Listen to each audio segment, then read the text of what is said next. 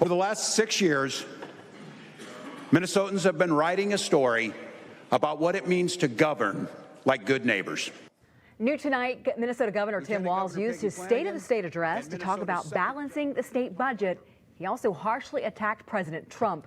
We have team coverage for you tonight. First, Chief Political Reporter Tom Hauser with a speech that seemed part State of the State and part campaign speech. Tom?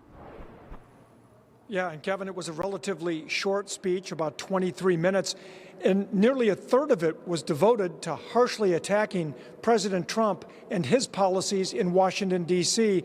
The rest of it was a review of what the governor sees as his greatest accomplishments and also his budget proposals he is pitching to the state legislature. It all got underway about 7 o'clock tonight, the governor receiving applause as he enters the House chambers and shakes hands with senators and House members in this joint session of the legislature, again, lawmakers from both parties.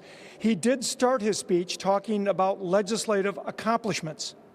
We've worked together to eliminate Social Security's taxes on the vast majority of Minnesota's seniors so nobody's parents will choose between prescription drugs and groceries.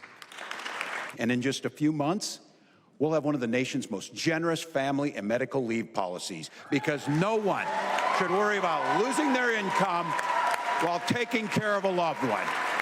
And when it comes to opportunity, we've passed unprecedented funding for public education, and we work in a bipartisan manner to make sure our kids actually get the benefits from that funding by enhancing our literacy programs.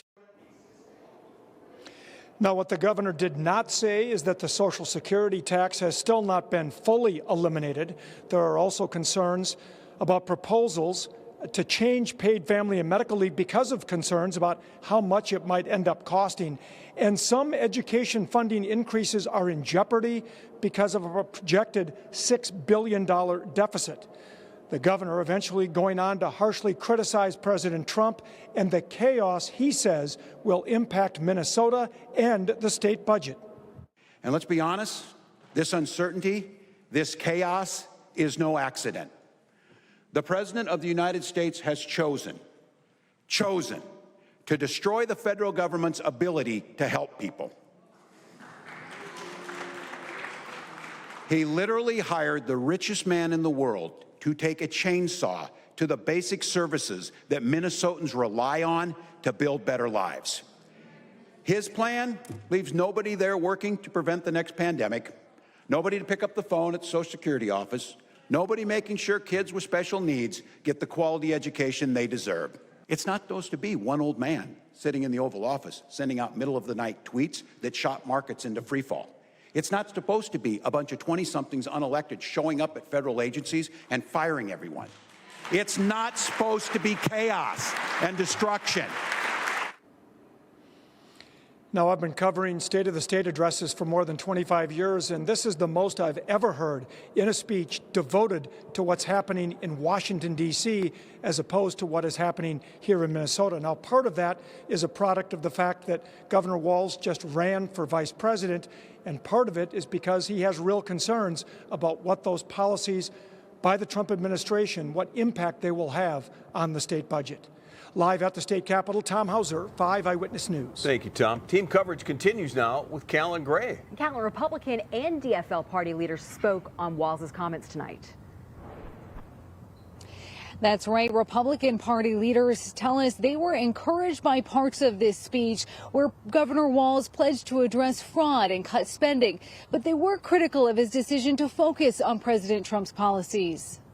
It was really unfortunate that while there was maybe not quite an olive branch, but maybe a few buds from an olive tree given by the governor, most of it was overshadowed by, a quite frankly angry rant about Donald Trump. And I don't think that that serves the state of Minnesota. We know finger pointing does not pay for or create our roads, our bridges, fixing and lowering energy costs. House Speaker Lisa Demuth also disagreed with the governor's assertion that members in the chambers tonight were not responsible for the upcoming budget deficit in the years ahead, making the case he is in part responsible, signing costly legislation during his 6 years in office. But Republicans did rise again for applause as Governor Walz pledged the state is doing more to investigate and punish fraud. finally, after 6 years, the governor is finally coming to the table and saying, we've got a problem. Yes, we know that. We've been saying that for 6 years, that we have a problem. We need to address that right away. This session, a Republican-led Fraud Prevention and State Agency Oversight Policy Committee was created. Now, DFL leaders again also spoke this evening after the speech. They applauded the governor's emphasis on freedom and security.